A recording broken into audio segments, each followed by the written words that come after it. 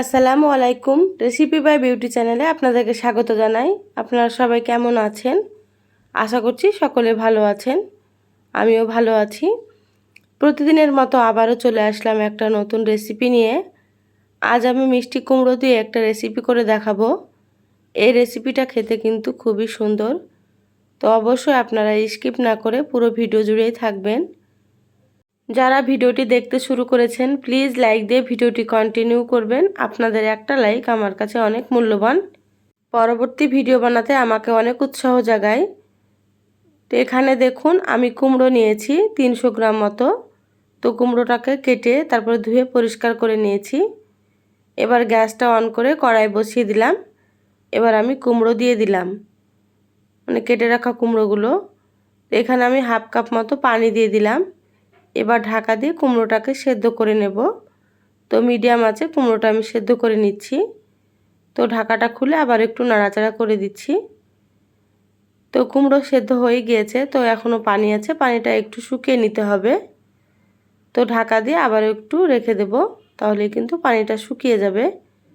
তো দেখুন ঢাকাটা খুলে আবারও দেখিয়ে দিচ্ছি, পানিটা কিন্তু শুকিয়ে গেছে আর কুমড়োটাও সুন্দর সেদ্ধ হয়ে গিয়েছে। এবার আমি কুমড়োটা তুলে নিচ্ছি।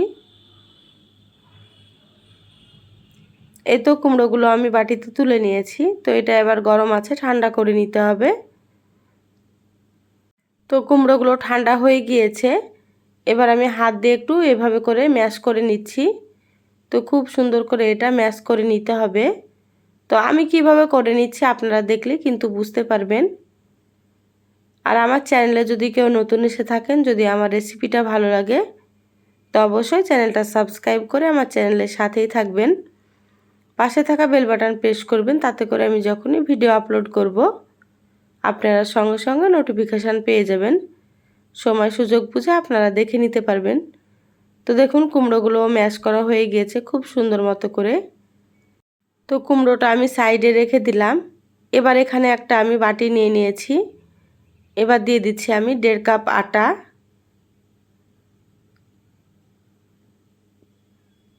তো এখানে আমি 1.5 কাপ দিচ্ছি, আপনারা চাইলে এখানে কম বেশি দিতে পারেন, সেটা আপনাদের ইচ্ছা। আর এখানে দিয়ে দিলাম আমি 1 কাপ হচ্ছে চালের আটা। তো চালের আটা গমের আটা দিয়ে আমি করব। আর এখানে দিয়ে দিলাম আমি হাফ চামচের থেকে একটু কম বেকিং পাউডার।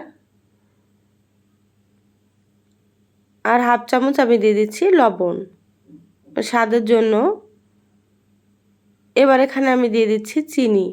তো আমি এখানে 150 গ্রাম চিনি দিয়ে দিলাম। এবার এখানে দিয়ে দিচ্ছি আমি ম্যাশ করা কুমড়োটাকে। এবার আমি হাত দিয়ে খুব ভালো মতো করে মেখে নেব এগুলো। তো খুব ভালো করে হাত দিয়ে মেখে নিতে হবে। তো আমি কিভাবে করে নিচ্ছি আপনারা দেখলেই হয়তো বুঝতে পারবেন। তো অবশ্যই আপনারা পুরোটা দেখুন, তাহলে কিন্তু বুঝতে পারবেন। খেতে কিন্তু খুবই সুন্দর হয়। তো খুব ভালো মতো করে এটা মেখে নিতে হবে। এবার এখানে আমি অল্প অল্প পানি দিয়ে এটা মেখে নেব। তো প্রথমে কিন্তু অতিরিক্ত পানি দিয়ে মাখা যাবে না, তাহলে হয়তো নরম হয়ে যেতে পারে। তো আমি অল্প অল্প পানি দিয়ে মেখে নিচ্ছি, আপনারা দেখুন তাহলে বুঝতে পারবেন। তো আপনারাও কিন্তু এইভাবে করে মেখে নেবেন। তো এটা খুব সময় ধরে একটু মেখে নিতে হবে। তো আবারও একটু পানি দিয়ে দিলাম। এই তো খুব ভালো মতো করে এটা আমি ফেটিয়ে নিচ্ছি। তো এইভাবে করে আপনারা করে নেবেন। তো আমার চ্যানেলে আরও অনেক রেসিপি আছে, চাইলে আপনারা আমার রেসিপিগুলো দেখে আসতে পারেন। কিছু রেসিপির লিংক আমি আই বাটনে দিয়ে দেব, আপনারা সেখান থেকেও দেখে নিতে পারেন। দেখবেন আমার রেসিপিগুলো আপনাদেরকে খুব ভালো লাগবে।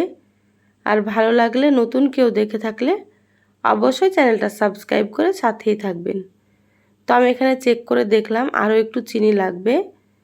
তো আমি আর একটু চিনি দিয়ে দিলাম। তো টোটাল এখানে আমি 200 গ্রাম চিনি দিলাম। তো চিনিটা দিয়ে আবার একটু ভালোভাবে মেখে নিতে হবে, যাতে করে চিনিটা গলে যায়। তো দেখুন আমি খুব সুন্দর করে এটা মেখে নিচ্ছি। এবার এখানে আমি দিয়ে দিচ্ছি হাফ চামচ এলাচের গুঁড়ো। এলাচের গুঁড়োটা দিলে সুন্দর একটা ফ্লেভার হবে আর খেতেও ভালো লাগবে। তো এলাচের গুঁড়োটা দিয়েও একটু ভালোভাবে নাড়াচাড়া করে মিশিয়ে নিলাম। এই তো দেখুন এরকমভাবে কিন্তু মেখে নিতে হবে। আপনারা হয়তো বুঝতেই পারছেন। তো এইভাবে করে আপনারা মেখে নেবেন। তো এটা মাখা হয়ে গিয়েছে, আপনারাও কিন্তু এভাবে করে মেখে নেবেন। তো এবার আমি ঢাকা দিয়ে 30 মিনিট রেখে দেব, তাহলে কিন্তু সুন্দর হবে রেসিপিটা।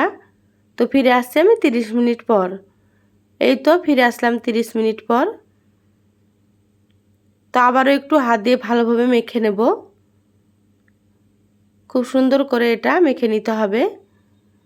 আমি কিভাবে মেখে নিলাম দেখতেই পাচ্ছেন আপনারা। তো আপনারাও এভাবে মেখে নেবেন। তো গ্যাসে এবার কড়াই বসিয়ে দিলাম, গ্যাসটা অন করে দিয়েছি। এবার এখানে আমি দিয়ে দিচ্ছি সয়াবিন তেল। তো এখানে একটু তেলটা বেশি পরিমাণে দিয়ে দিচ্ছি আমি। তো তেলটা খুব ভালো মতো করে গরম করে নিতে হবে। তো তেলটা খুব ভালো মতো করে আমি গরম করে নিচ্ছি। তো তেল গরম হয়ে গিয়েছে, এবার আমি বড়ার মতো করে দিয়ে দিচ্ছি একটু একটু করে নিয়ে, দেখুন। তো অল্প অল্প করে নিয়ে আমি দিয়ে দিচ্ছি। তা আমি ছোট ছোট করে বানাচ্ছি। আপনারা যদি বড় বানাতে চান তাহলে একটু বেশি পরিমাণে করে দিয়ে দিবেন, তাহলেই কিন্তু বড় বড় হবে। তো ছোট ছোট করলে কিন্তু খেতে ভালো লাগবে, দেখতেও ভালো লাগবে। তো আস্তে আস্তে দেখুন কতটা ফুলে যাচ্ছে, আপনারা হয়তো বুঝতেই পারছেন। তো দেখুন আস্তে আস্তে কতটা বড় হয়ে যাচ্ছে, আপনারা দেখুন।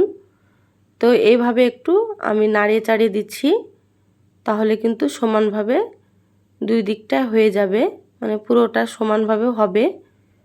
তো এইভাবে করে একটু নাড়াচাড়া করে দিতে হবে। এবার আমি মিডিয়াম আঁচে এগুলো উল্টে পাল্টে সুন্দর করে ভেজে নেব। তো এই রেসিপিটা আপনারা একবার হলেও বানিয়ে খাবেন, দেখবেন খুব ভালো লাগে। আর আমার রেসিপিটা আপনাদেরকে কেমন লাগলো অবশ্যই জানাবেন আমাকে কমেন্ট করে। তো দেখুন আস্তে আস্তে সুন্দর কালার চলে এসেছে, এগুলো ভাজাও হয়ে গিয়েছে। এবার আমি তুলে নিচ্ছি, দেখুন কতটা লোভনীয় হয়েছে। তো তেলটা খুব ভালো মতো করে ঝরিয়ে নিলাম, এবার আমি তুলে নিচ্ছি। তো বাকি যেগুলো আছে একইভাবে আমি ভেজে নেব।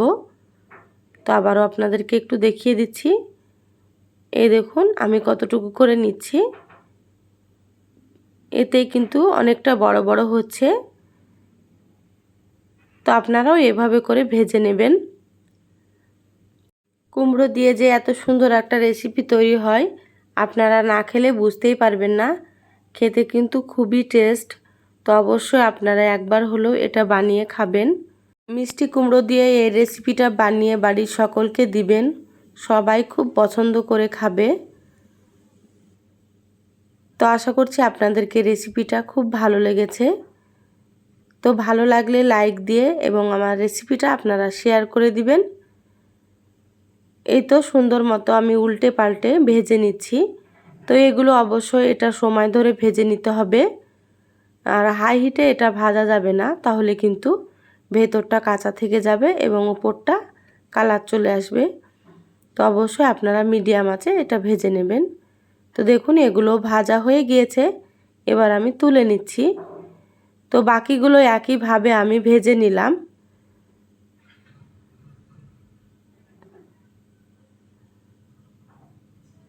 এই তো দেখুন কত সুন্দর হয়েছে। তো আপনারা একবার হলেও এটা বানিয়ে খাবেন। আর আমার এই রেসিপিটা কেমন লাগলো অবশ্যই আমাকে জানাবেন।